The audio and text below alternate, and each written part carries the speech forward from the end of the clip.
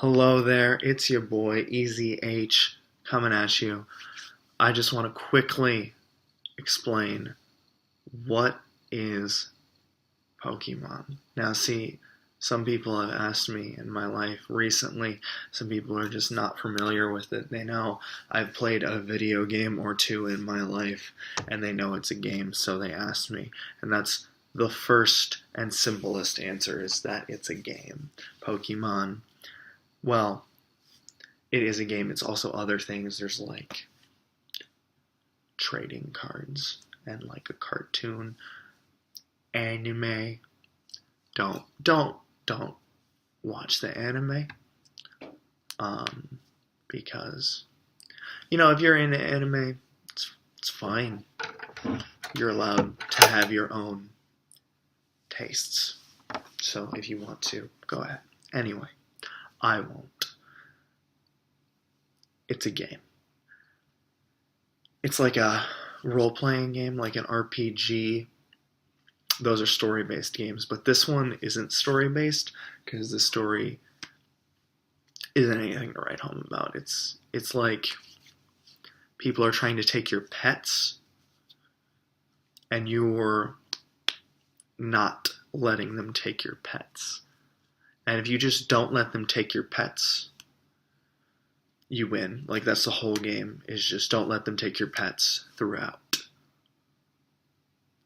And your pets are the Pokemon. Like, that's it's short for like pocket monster. And they're more monster than Pokemon. Because there's the Pokemon, the beings, the Pokemen, the Pokewomen, they're based off of things that you just see. They're based off of animals, creatures. Then they're also based off of like ice cream and garbage, things like that. I would recommend the animal ones, the dog ones, the elephant ones, the seahorse ones. I like the seahorse one. So yeah, they're based off of things like that. And then there's also like the more ethereal ones. There's mythical ones that don't exist, that aren't based off of like existing things. I don't get that as much. There's like the Pokemon that created the other Pokemon, and then there's the Pokemon that made time and space, and the genus Pokemon, like the DNA Pokemon, and it's too much. It's too much for me. I don't get into that. Like, those are like bigger, and I like the ones that are pets because it's kind of like, oh, it's cute. Those are not. Those are not cute. And yeah, no, there are cute ones, and there are like monstrous ones, and then there's the ice cream. Don't get the ice cream Pokemon. Get the cute ones. So yeah, the Pokemon's a game, and what you do is you collect pets. You collect the Pokemon. That's kind of the thing that you should enjoy. The thing you should take from it is that you collect Pokemon, and they're fun. It's fun to do that. It's all right.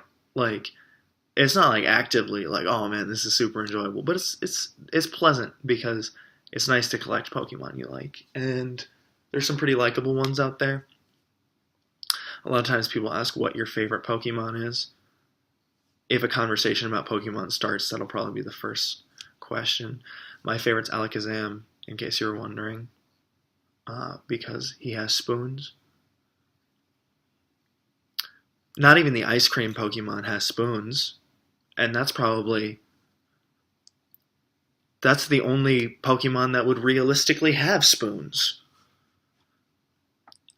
Alakazam is it's not super effective against the ice cream Pokemon. It doesn't do like more damage against it. And I don't understand that because it has spoons. You would think like immediately spoons would beat ice cream. It's in a cone though, so I guess I understand it. Anyway. Yeah, you have Pokemon, and a lot of them are cute. Spinarak is cute. It's a spider, so you wouldn't think it's cute, but it's pretty cute. There's some other ones. Pikachu. Everyone knows Pikachu. If you have there are people who know Pikachu that don't know what Pokemon is. So not everyone knows Pikachu, obviously, but it's pretty famous. It's a cutie. Yeah, it's fine. It was in the anime, so don't watch the anime. But it was in the anime. Just take my word for it.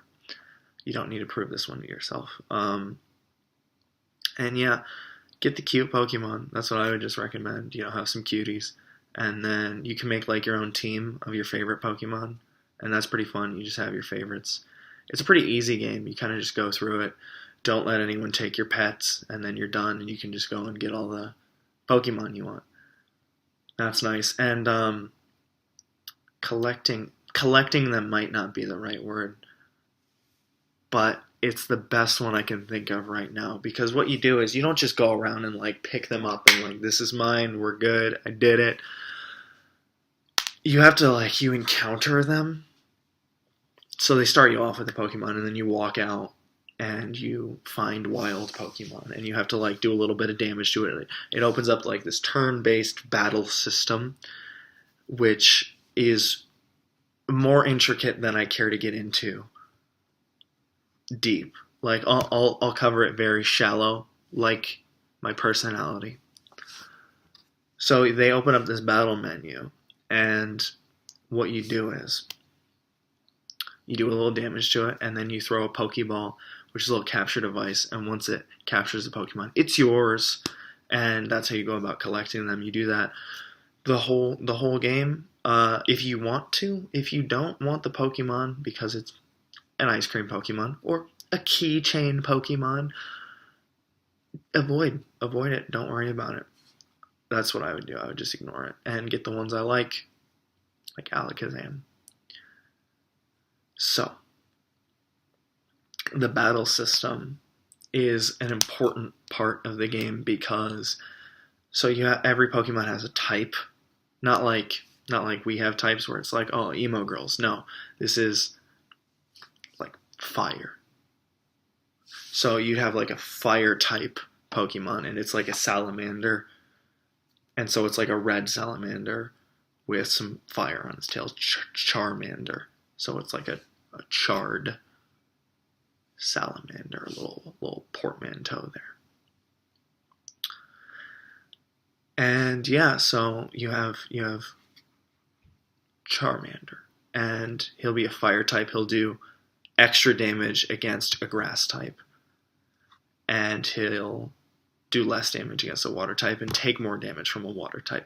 That's very intuitive. Some of the stuff in the battle system is very intuitive. The problem is there's over 10 types.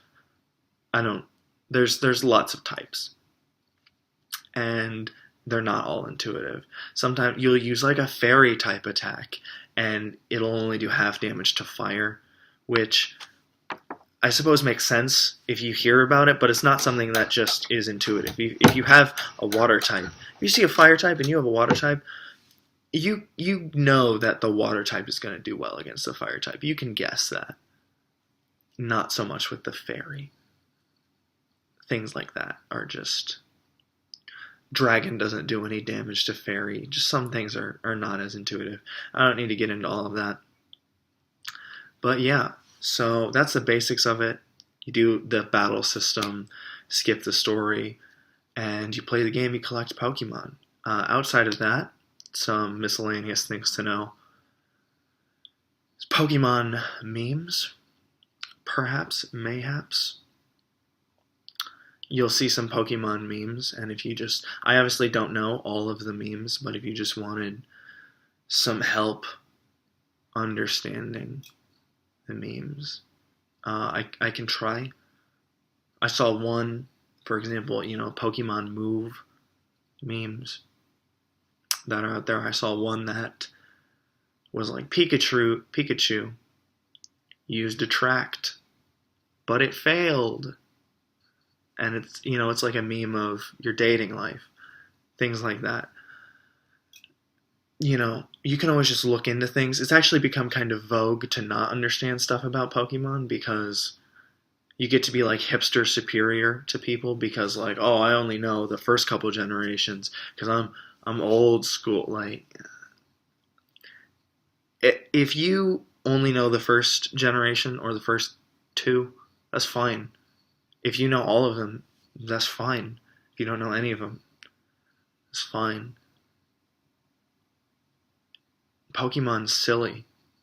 I mean, I like it, but it's not important.